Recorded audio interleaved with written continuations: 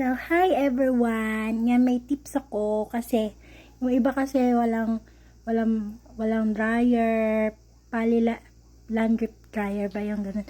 Yung pale dry key. Kami kasi din wala din kami. Kaya paano kami nagpapatuyo na damit sa loob ng bahay? Ito lang gamit namin. Yan, buhay siya. Naririnig yung ugong. Maingay nga lang siya.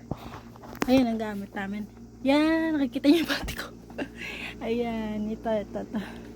Ayan, yung bra. Nakikita niyo. Okay lang yan. Hindi ko naman suot. Ayan. Gamit namin. Pinapatuyo ko. Ayan, ito ang gamit namin. Pampatuyo. Siguro mga isang taon na namin tong gamit tong dehumidifier. Hindi siya nasisira. Ayos siya gamitin pag nagpapatuyo ng damit. Hindi nagbabaho yung amoy.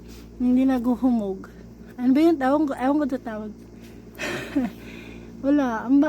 Maganda siya gamitin sa bahay. Kasi kailangan mo siyang buhayin. Siguro mga 8 hours.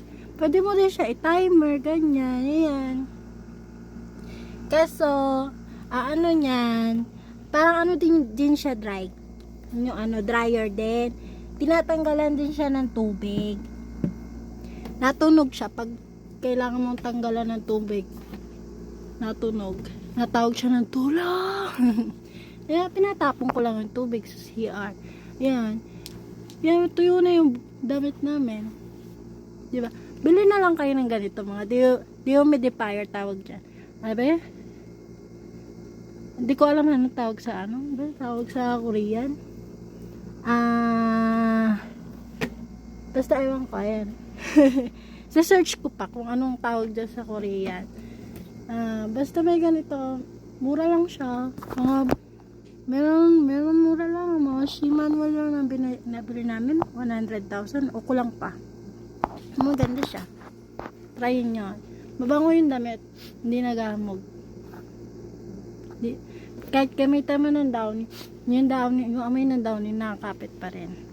Diba? So, nga pala, Jessup Kikig nga pala tawag doon.